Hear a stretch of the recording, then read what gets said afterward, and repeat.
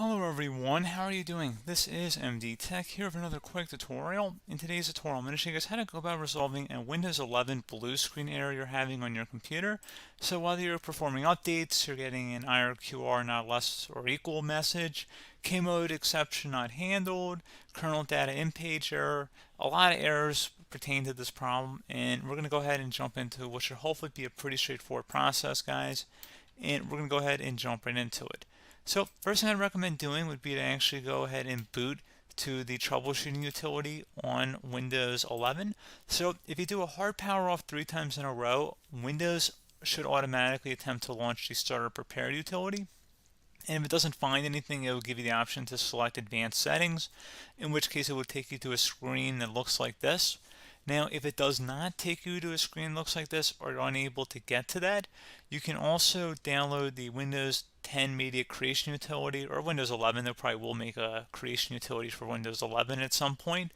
And it doesn't really matter. You can actually run the Windows 10 utility on Windows 11 as far as I'm aware.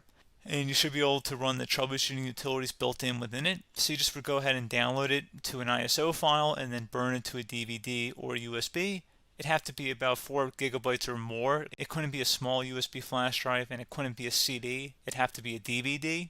And then you'd boot your computer from it. So depending on the computer manufacturer, you'd have to tap a different key on your keyboard in order to launch that menu, in order to select what boot drive you want to go off of. So it could be anything between the escape key, F2, F8, F12, for example, and those are the function keys on the top of your keyboard. So you may have to just do a little bit of trial and error. Shouldn't take you more than a couple minutes. Googling it would probably be best before you even begin. But anyway, we're ready to go ahead and jump right into it. So we're on the choose an option page. So these will look very similar whether you're booting from it directly within Windows itself, or if you're plugged in a USB flash drive with the media creation utility installed and you selected the recovery option. So when you are setting up your Windows 11 installation or Windows 10, depending on the drive you're using, there should be an option to repair your computer in the bottom left corner of the dialog window, one of the first screens that comes up. You go ahead and select that, and then it would take you to a troubleshooting screen like you see here. And you want to go ahead and select troubleshoot, reset your PC, or see advanced options. And then there are going to be a whole bunch of options in here that we're going to explore in today's video. The first one, we're going to actually go underneath advanced options and then select startup repair, fix problems that keep Windows from loading. So go ahead and select that first.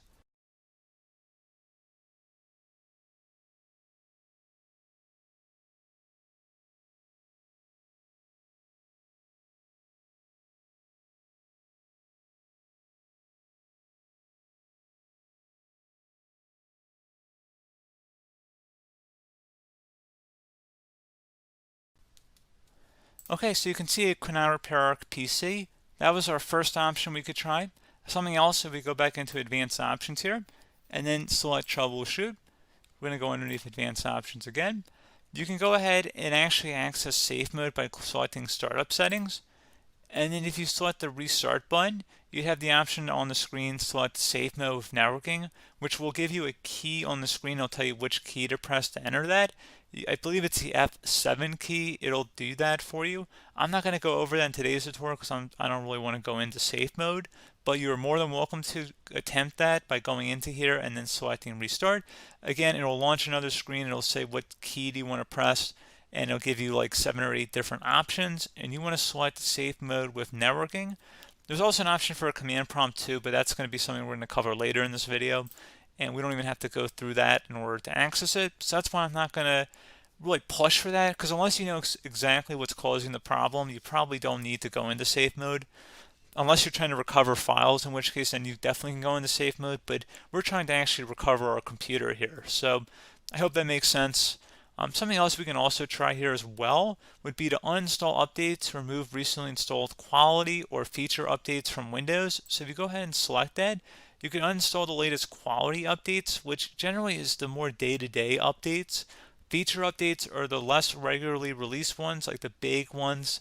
I would equate it to service packs in like Windows 7 and Windows Vista and Windows XP. So larger updates that occur once or twice a year at most. And the quality updates are more just a regular update. So probably obviously depend. It'll take longer if you're going to try and uninstall the latest feature update versus quality update, and maybe you don't need to go back that far. So just giving you guys a couple pointers with that. Something else you can also look at here, and we're going to jump into the command prompt in a little bit, but you can select System Restore, which will use a restore point recorded on your PC to restore Windows. And this is something I would highly recommend here, guys. So select Next.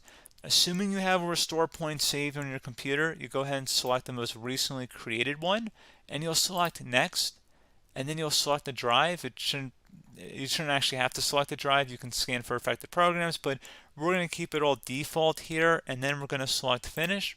So once started, System Restore cannot be interrupted. Do you want to continue? I think we're going to select yes. I don't think we have anything better to do on our computer right now, so just give it a moment here to initialize. It will take a couple minutes to run, obviously depending on how large your hard drive is and how much is saved on the System Restore point. So just give it a couple minutes here.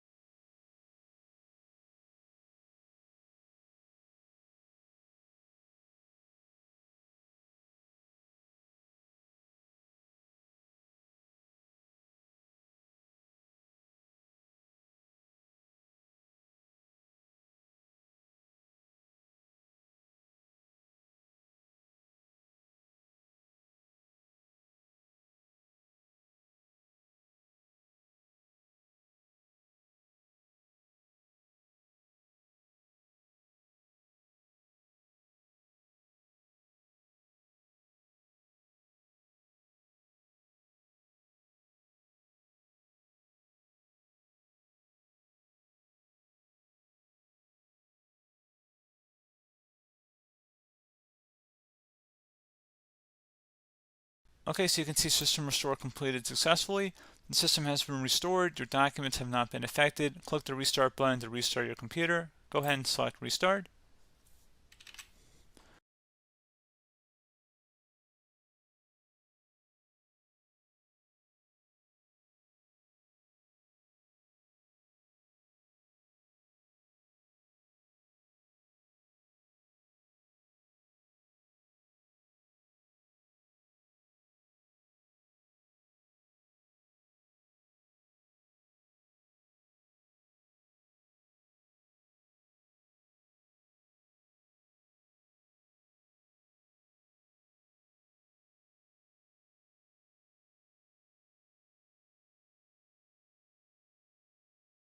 Okay, so you can see the system has been restored successfully.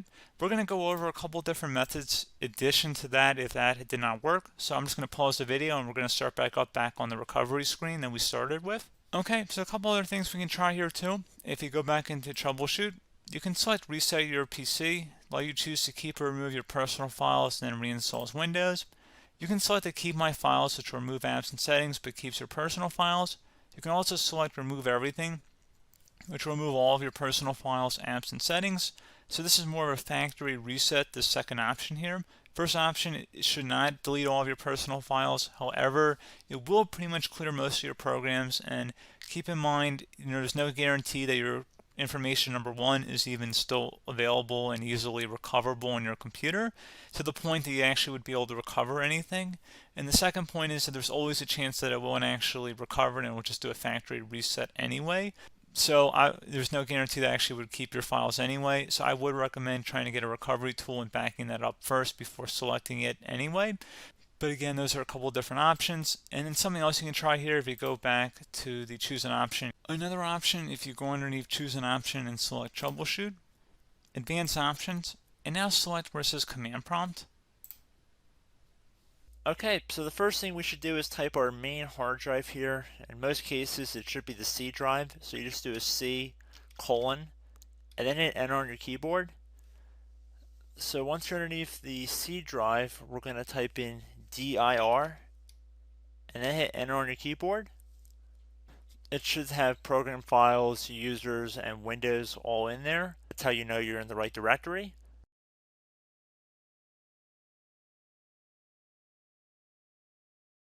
In some cases, it might be the D drive as well, so just keep that in mind.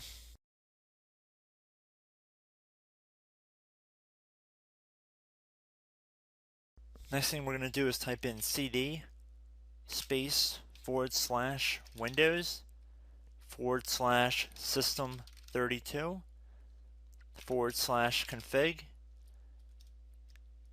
and then you're going to hit enter on your keyboard.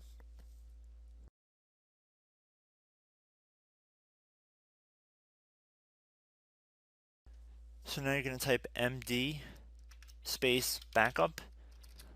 If you've seen other tutorials, it might also say to put down md backup. That's because the backup name is pretty common when you want to back something up. So you can name this whatever you want, doesn't have to be backup. So if you've already made a backup folder in the past, you could do backup 1, for example. So once you're done setting the name you want the backup to be called, hit enter on your keyboard again.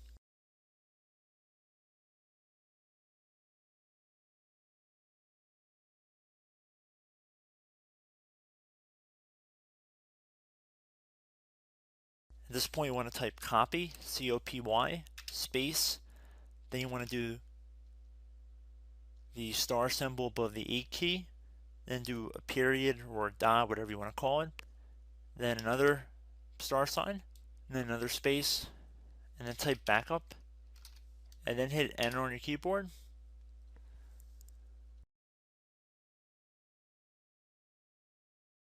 Now you want to type cd reg back, R-E-G-B-A-C-K, and then hit enter on your keyboard. So now that we are under the reg back, so now you want to type dir again, and then hit enter.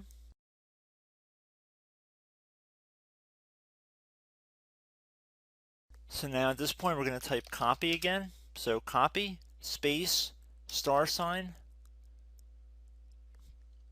dot, another star sign, space, and then 2 dots. So we're going to type copy, space, star sign, dot, sign, star sign, dot, dot, and then hit enter on your keyboard again. So for overwrite, you want to overwrite all. So type A on your keyboard, so capital A, and then hit enter on your keyboard.